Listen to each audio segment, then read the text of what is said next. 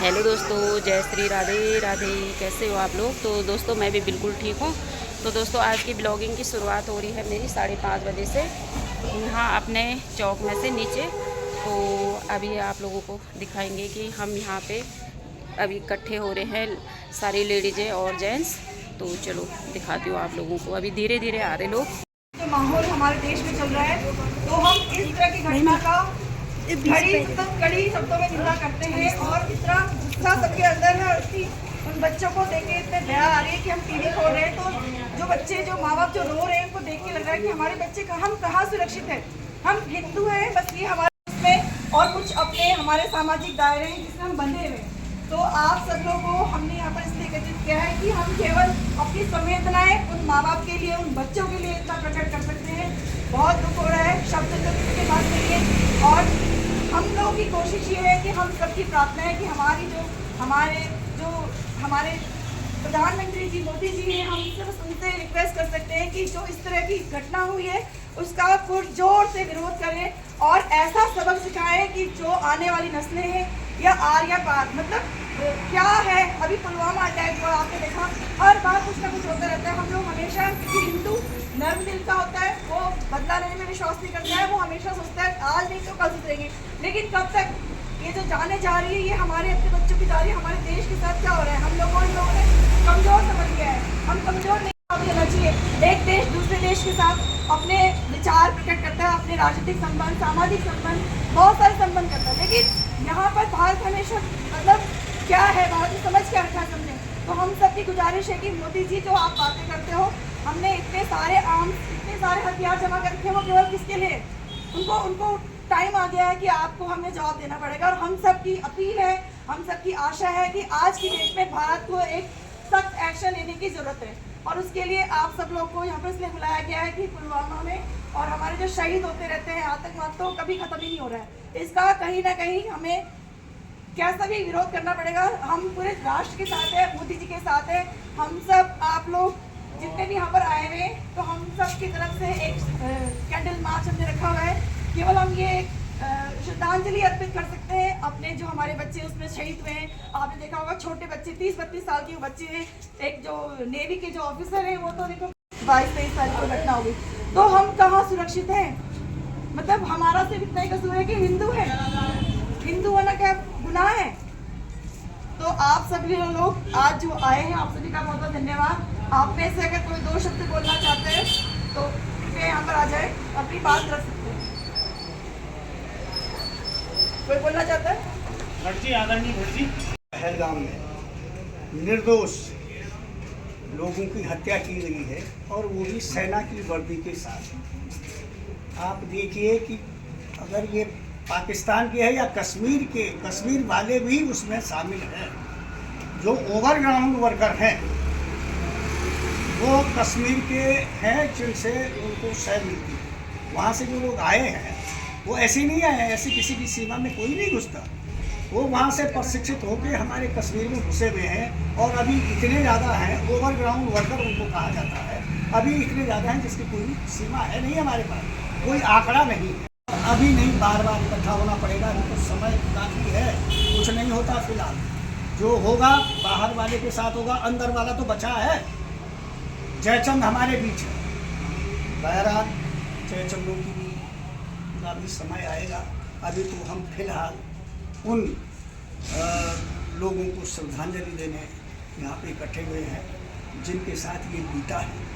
कल को ये हमारे साथ ना हो, ऐसी ईश्वर से कामना की जाए, किसी के साथ ना हो, ये कामना करते हुए हम सच्चे दिल से उनको श्रद्धांजलि अर्पित करने हेतु कैंडल मार्च निकाल रहे हैं। धन्यवाद। टूरिस्ट बन के गए थे, हम लोग को लगता है हम घूमने जा रहे हैं, हम सेफ है। कश्मीर बहुत सुंदर जगह है, मेरा बचपन कटा है कश्मीर में।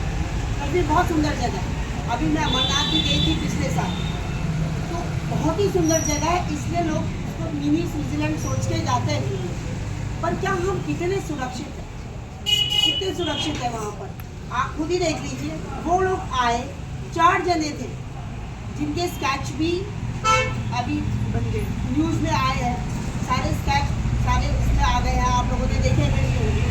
तो वो भी बहुत उम्रदार नहीं थे, वो भी मतलब ज़्यादा से ज़्यादा 35-40, उसके ऊपर के आतंकवादी नहीं है।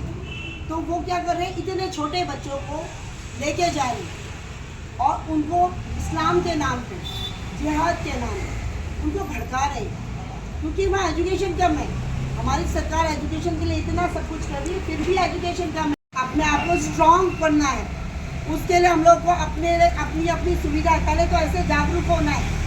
जागरूक होने के बाद हम लोगों को अपने लिए क्या है, आपके घर कोई घुस जाता है, आपके पास क्या है, हिंदुओं के घर तो चाकू भी खुंडे होते हैं। सब्जी काटने में, हरी सब्जी काटनी हो ना, तो अरे कैसे करूँ, बड़ा मुश्किल होता है। हरी सब्जी नहीं बनानी इस चक्कर में, क्योंकि वो कट नहीं रही है। हमारे तो चाकू भी खुंडे हैं सब्जी काटने के, और उनके पास क्या क्या नहीं है। क्या किया उन लोगों ने अभी, क्या किया अभी 26 जनों का, जिन्होंने बोला नहीं हम मुस्लिम हैं, उनसे बोला आप आयत करके सुनाओ। वो आयत नहीं बोलने का मैं मुसलमान हूँ। जेंट्स की पैंट खुलवाई, चेक किया खतना हो रहा था कि नहीं, और फिर गोली मारी है। ऐसे मैं यहाँ सामने खड़ा हूँ, चेक, और वाइफ को छोड़ दिया। उसने कहा मुझे मारो, कह रहे नहीं तुम मोदी को जाके बोलो। मोदी की पावर समझ में आई आपको? मोदी को जाके बोलो। वो एक छोटे छोटे आतंकवादी, छोटे छोटे हैं वो बहुत बड़ी पोस्ट में नहीं है अपनी वहाँ, पर उनको भी पता है कि मोदी इनका इतना बड़ा सरताज है। इसलिए हमको जागना पड़ेगा, हिंदुओं को तो जागना ही पड़ेगा। हम अपने बच्चों से क्या बोलते हैं, मिट्टी में मत खेलो, बीमार हो जाओगे, अरे चाकू से मत खेलो, अरे फलाना मत करो। सब वीक करने वाली हम माएँ हैं। फादरों को तो वैसे भी टेंशन नहीं होती, पर माओ तो जागो, माँ तो जागो। सबसे ज़्यादा जरूरी है औरतों का जागना है। जिस समाज में औरत जागती है ना, वो समाज की डायरेक्शन मिलता है। इसलिए सबसे ज़्यादा जरूरी है औरतों का जागना। आदमियों को तो औरतें कान पकड़ के भी खड़ा कर देंगी, जब बच्चे को खड़ा कर देंगी ना, तो वो आज से 20 साल बाद वो भी जेंट्स बनेगा, वो भी खड़ा ही मिलेगा। तो औरतें पहले जागे और आदमी सहयोग करें, काम सिखाओ, नौकर पेशा मत बनाओ। तो छोटे छोटे काम करते हैं सारे। हमारे पास उसको भी मार दिया, पर वो था कौन, मुसलमान ही था वो भी। तो हिम्मत तो एक ही पे आई, वो भी मुसलमान। हिंदू 250 हिंदुओं पे इतनी हिम्मत नहीं आई, जब वो मार ही रहे थे यार, उसको आगे रख के बढ़ जाते, खींच लेते उसके हाथ से। हमने सोचता ही नहीं है ये, हम हिंदू सोचते ही नहीं है ये चीज़ ना। सबसे बड़ी बात बस अब आप अपने बारे में सोचो भाई, अपने में सोचो, अपने परिवार में। तो मैं आर्मी से रिलेटिव हूँ, मैंने वहाँ पे लड़ाई लड़ी है। एक्चुअल में आपने वहाँ वो चीज़ देखी है जो कि ग्राउंड में जो है किसी ने देखी नहीं। मेरे कम से कम में जो 25 साल की नौकरी में से कम जो है 20 साल की नौकरी जम्मू कश्मीर की है, वहाँ की इलाके की है। वहाँ जो है अभी भी जो हथियार है ना, वो जमीन के अंदर जो पूरे गाड़े हुए हैं लोगों ने, ठीक है। कभी कभी उनको कोई मर्जी होती है किसी को, वहाँ के सब लोग जो मिले जुले हैं। एक नहीं है कि आप लोग जो ये सोच रहे हैं, आप लोग को पता नहीं है कि क्या कहानी है। वहाँ के लोग सब मिले जुले हैं, सब स्थानीय लोग, सब लोग मिले जुले हैं। जब उनकी मर्जी होती है, किसी ने बोल दिया भाई 4 हथियार निकालो और वहाँ जा करके ऐसे कांड कर दो, तो वहाँ से भी वो कांड कर लेते हैं। ऐसा नहीं कि हम पाकिस्तान को ही हमको अपना आप को सुधारना पड़ेगा, मोदी जी को बोलना पड़ेगा। वहाँ पे जितनी भी फौज है, डिप्लॉय है, वहाँ पे डिप्लॉय रखना पड़ेगा। वहाँ पे अगर हम फौज वहाँ से धीरे धीरे, अगर उनके साथ फौज होती या कोई फोर्स होता तो ये काम नहीं होता। सुरक्षा में चूक भी हुई है। और हिंदू ऐसा बुलेट जैसे कोई फंवारे फटते हैं ना, ऐसे ऐसे पूरा पहलगाम का जो वो इलाका है पूरा खून से लथपथ है। और आपको यकीन नहीं होगा कि जब वहां से वो गोलियां चला के गए, सारे लोग वहां से निकल गए और उनको कोई पानी पिलाने या उठाने के लिए काफी देर तक नहीं आया, जब तक टूरिस्ट ने ही पुलिस को फोन नहीं किया। जो पीड़ित थी उसी ने पुलिस को फोन करके पुलिस को बुलाया, तब उनकी लाशें वहां से उठ गई। तो ये पूरे हिंदू समाज को एक चेतावनी है कि आप लोग कोई सुरक्षित नहीं हो। आपने देखा होगा हरिद्वार में ईद की नमाज हुई, इसी साल की बात कर रहा हूं मैं। सारे लोग वहां इकट्ठे हो गए और हमास, फलस्तीन और गाजा के समर्थन में नारे लगे।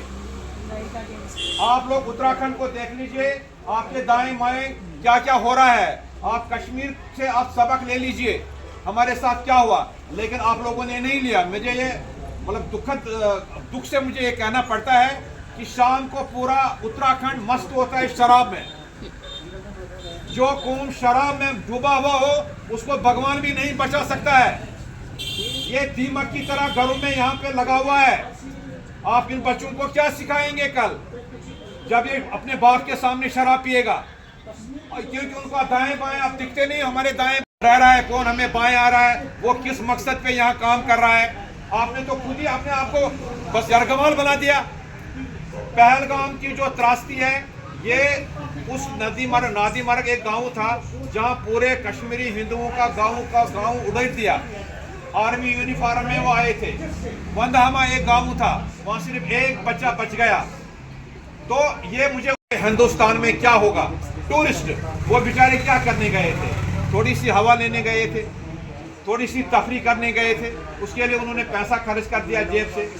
टैक्सी वाले को, रोड ट्रांसपोर्ट को, होटल वालों को, हाउस बोट वालों को, किस किस को उन्होंने पैसा नहीं दिया। और उसके बाद उनको क्या मिला?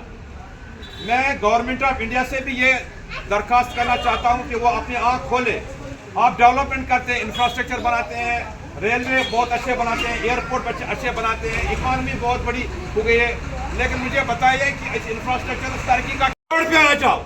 शराब को बिल्कुल खत्म करो। शराब दीमक की तरह लगी है। मैंने यहाँ गाँव में देखा है, उत्तराखंड में लेडीज काम करती हैं और मर्द बेशर्मों की तरह शराब पीते हैं। मैंने खुद देखा है गाँव में। ये कौन सा हम कहते हैं ये उत्तराखंड देवभूमि है? कैसी देवभूमि है? देवभूमि में देवता शराब में सुबह शाम डूबा होता है, मस्त होता है। और ये बहुत बड़ा कारण है कि हम आगे पीछे कुछ नहीं देखते हैं। हमारे साथ क्या हुआ पलटन बाजार में, देख लो क्या हुआ है, किसके हाथों में पलटन बाजार आपका चला गया। वजह क्या है? हमने अपनी पॉपुलेशन कंट्रोल, हमने कहा दो बच्चे। आप मुझे बताइए, 2 बच्चे रख के हमने कौन से तरक्की? उस वक्त उससे हमारे बच्चे होने चाहिए IIT, ये बड़े साइंटिस्ट होने चाहिए, डॉक्टर होने चाहिए। सबसे दो बच्चे वाले हुए जैसे जेलीकोटो और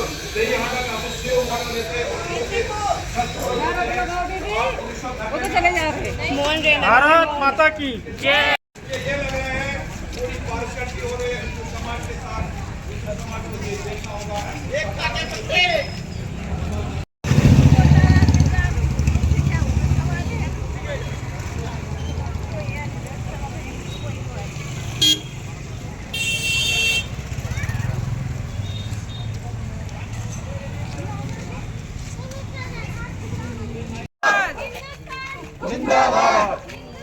जिंदाबाद, आतंकवाद, मुर्दाबाद, आतंकवाद, मुर्दाबाद, आतंकवाद, मुर्दाबाद, हिंदुस्तान, जिंदाबाद, हिंदुस्तान, जिंदाबाद, हिंदुस्तान, जिंदाबाद, हिंदुस्तान, जिंदाबाद, आतंकवाद, मुर्दाबाद, आतंकवाद, मुर्दाबाद, आतंकवाद। मुर्दाबाद।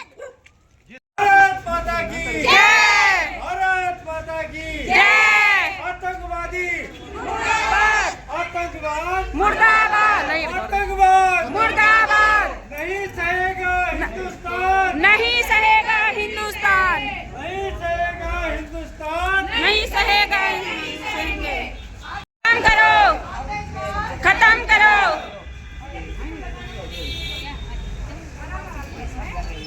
भारत माता की जय, भारत माता की जय, आतंकवाद, खत्म करो, आतंकवाद। खत्म करो। ये हम लोग जा रहे हैं घर। ये देखिए दीदी कहाँ, बताओ जरा। आक्रोश रैली में गए थे जो पहलगाम में जो कांड हुआ था, हाँ उसके उपलक्ष्य में हम लोगों ने आक्रोश रैली निकाली थी कैंडल में। हाँ जी, आक्रोश रैली इनको सजा मिलनी चाहिए, है ना? बिल्कुल मिलनी चाहिए। बिल्कुल और हम मतलब कि लोगों को अपना एकजुट रहना चाहिए। चाहिए। हाँ उनको भी सजा मिलनी चाहिए। बस। तो दोस्तों अभी पहुँचे हम आक्रोश रैली से, जो ये अभी इतना बड़ा हादसा हुआ, तो क्या बोलना, सही में मतलब लोग वहाँ कश्मीर में जा रखे घूमने के लिए। अभी शादी को 6 दिन हो रखे थे, कुछ ही टाइम मतलब, तो कितना बड़ा क्या करा इन आतंकवादियों ने। मतलब ये लोग थोड़ा सा भी मारने के लिए सोच नहीं रहे कि हम किसी की हत्या कैसे कर दे रहे। सिद्ध कुछ नहीं पूछा, बस एक धर्म के नाम पे कि हिंदू हो और इसको मार दो, है ना? तो जागो, सब जागो और इन लोगों को दिखाओ कि हम भी हैं भाई, ऐसे नहीं चलेगा। देश तो क्या फ़ायदा, है ना। जवान जवान शहीद हो रहे हैं, हमारे लोगों को ये ऐसे मार रहे हैं जैसे कि मतलब इनकी ज़िंदगी कुछ नहीं है, इन्हीं के हाथ लिखी होगी, और ऐसे कर दे रहे। तो क्या बोलना, तो सबको न्याय मिलना चाहिए, और जो जैसा कर रहा उसके साथ वैसा ही व्यवहार होना चाहिए, है ना। इन्होंने इनको मारा तो इनके बदले इनके आदमी को मारा जाए, हमारा तो यही मकसद है। ऐसा नहीं कि बस जी होना ही वही है, चुप रह जाएंगे। ये कुछ टाइम के 2-4 दिन के होते हैं, फिर चुप हो जाते लोग। पहले भी हुआ था, क्या करा, किसी ने कदम उठाया, कुछ भी नहीं करा, है ना। तो ये होता रहता है, 2-4 दिन के चर्चे रहते लोगों के, क्योंकि आगे कोई जाता ही नहीं है, बोलता ही नहीं है कुछ। जिनके घरों में आज ऐसा हो रखा होगा उनको पूछो ना, वो देखो, वो जिसकी शादी को 6 दिन हो रखे, अभी क्या देखा उसने 6 दिन में, उसकी तो पूरी ज़िंदगी उजड़ गई ना, पूरे ही सपने उसी टाइम ख़त्म। अपना सुहाग अपने आगे मार मतलब ख़त्म हो रखा है, उसके सामने मार रहे उसको, तो बेचारी। तो दोस्तों जितनी जल्दी हो सके इन लोगों को सज़ा दिलाओ। और देखो आज कहीं घरों में कैसा हो रखा होगा, कैसा माहौल हो रखा होगा। हम लोग तो सिर्फ फ़ोन में देख रहे, टीवी में देख रहे न्यूज़, तो हमारा दिल इतने में ही कैसा हो रखा है कि मतलब कैसे मार रहे, मतलब अब उनके पतियों को उनके आगे ही मार रहे, कैसे सहा होगा उन्होंने सही में। तो लगा लो सिर्फ एक हिंदू जात के नाम पे, है ना, जात के नाम पे मारा गया। तो इन लोगों को इंसाफ दिलाओ, और ऐसी चुप मत रहो 2-4 दिन के लिए, चुप 2-4 दिन के लिए मत करो ये, और जागो, सभी जागो। तो चलो दोस्तों, करती हूँ मैं इस वीडियो को एंड। ये वीडियो ये इसी के उससे बन रखी है। तो चलो दोस्तों, जय श्री राधे राधे।